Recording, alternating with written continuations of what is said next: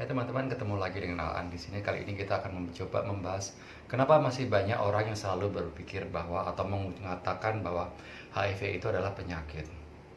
Kita kupas.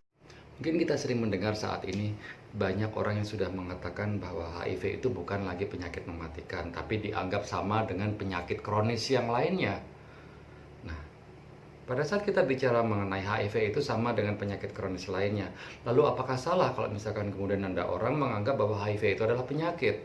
Sekalipun kita berulang kali mengatakan bahwa HIV itu bukan penyakit, sehingga tidak seharusnya pengidapnya atau orang dengan HIV dikatakan menderita. Karena memang mereka tidak menderita sakit apapun pada saat mereka patuh pengobatan, pada saat mereka menjaga kesehatannya, pada saat mereka CD4-nya di atas 500. HIV tidak menyebabkan penyakit karena memang HIV bukan penyakit. Yang menyebabkan orang dengan HIV sakit sama dengan orang tanpa HIV sakit lainnya adalah infeksi-infeksi lain yang kemudian tidak bisa ditahan atau dilawan oleh tubuh. Itulah yang akan menyebabkan sakit, bukan HIV-nya sendiri yang menyebabkan sakit.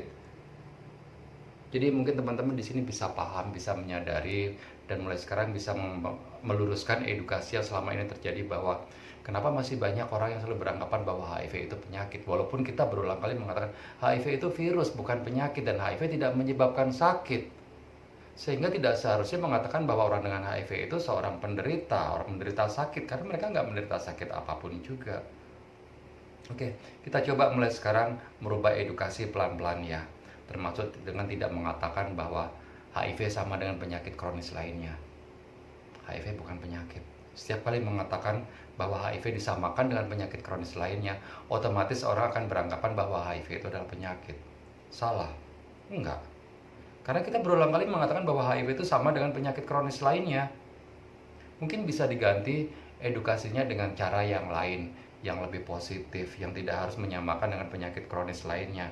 Mungkin bisa disebut sebagai HIV bisa disamakan dengan infeksi penyakit kronis lainnya, atau infeksi kronis lainnya yang harus menjalani pengobatan dalam jangka waktu lama. Jangan pernah disebut pengobatan seumur hidup, sekalipun seumur hidup, karena perkataan atau istilah seumur hidup adalah bagi banyak orang itu akan menimbulkan beban. Katakan bahwa mereka harus menjalani pengobatan setiap hari. Orang gosok gigi melakukannya setiap hari kan? Kita nggak pernah bilang bahwa kamu harus gosok gigi seumur hidup. Enggak. Kita menggosok gigi setiap hari, sehari 2 kali. Setiap hari selama kita hidup. Sama dengan seumur hidup artinya. Tapi kita tidak pernah mengatakan kamu harus gosok gigi seumur hidup. Karena itu akan menjadi beban. Jadi balik lagi teman-teman, silahkan merubah cara edukasinya menjadi lebih positif tanpa harus menakut-nakutin, tanpa menambah beban teman-teman positif yang lainnya. Berikan edukasi yang benar. Oke, nggak banyak-banyak, like, subscribe, share, dan silahkan bagikan ke teman-teman yang lain. Bye.